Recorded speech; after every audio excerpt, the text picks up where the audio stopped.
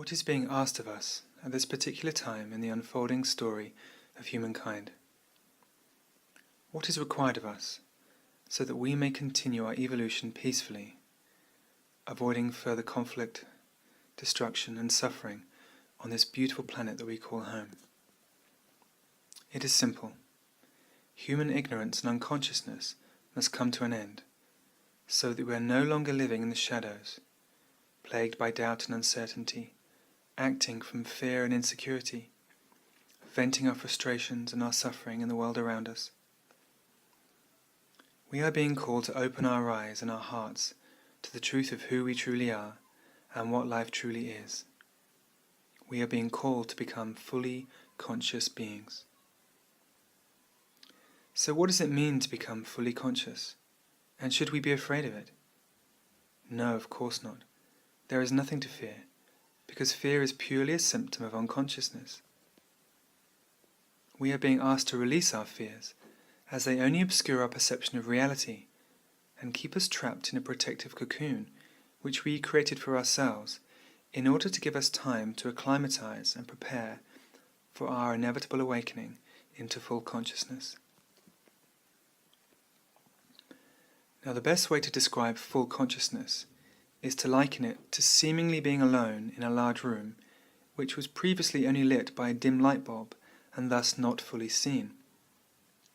But in full consciousness, the light shines at its very brightest, and we see the full reality of where we truly are. The walls of the room fade away, and we see that in fact we are not alone, but rather we are in the full presence of a divine, omniscient intelligence, which is deeply loving and supremely conscious. We realize that it has only ever been our choice to attempt to hide from this all-pervading conscious intelligence, because on a deep level we are afraid of it, inaccurately believing it to be a force of judgment and punishment. Therefore, not only did we deny its existence, but we actively try to bury our heads in the sand through practices which encouraged greater unconsciousness of it. We learn to close our hearts and keep our bodies and our minds busy and distracted, so that there was little chance of us experiencing moments of stillness and depth, and thus getting a glimpse of what for us seemed like a most terrifying reality. Terrifying only because we realized there was nowhere to hide within it. And so, in the name of self-protection, we built a fear-based mental reality, constructed of thoughts in which we could immerse ourselves and hide. We fully justified it through our belief in harsh and uncaring external forces that would quite willingly allow us to suffer in pain, or sweep us aside entirely. So unimportant and insignificant did we consider ourselves to be. Yet in our intricately detailed, fear-based mental reality, something deeply vital was missing: love. We realized that we had a deep need to experience love, and without it we could not comfortably remain in our protective cocoon of ignorance. So to avoid opening our mind and our heart to the truth, to the highest source of love, the supreme consciousness, to God, we decided to place the love that we needed in other human beings instead, usually, but not always, in members of the opposite sex, whom we subsequently desired to be close to, in order to experience a love that we so deeply long for. However, this way of experiencing love is totally unreliable, because it depends on the mood, temperament, and behavior of another human being, something which is completely out of our control.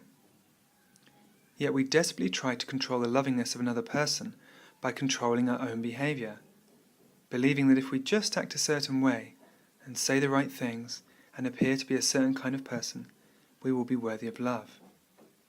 But this is not the kind of love that we truly need. We need an unconditional love that accepts us exactly as we are, that sees the pure innocence of our heart and embraces it with the gentlest and warmest of energies imaginable. This is the love that heals the deepest of wounds within our heart and enables us to trust and feel safe enough to once again open ourselves fully to the divine consciousness. So how do we experience this love? How do we trust and feel safe? It's simple. We relax our heart. This is all that is needed. We start with relaxing our muscles, relaxing our body, and we simply allow the relaxation to go deeper into our heart. As our heart relaxes, fear evaporates, and more consciousness is allowed to flow through our being. We perceive more inner light. We feel happier and more positive. We feel attuned to the deep harmony and the love that is present in the natural world around us. We are simply seeing reality more clearly, without the distorting filters of thoughts and fears.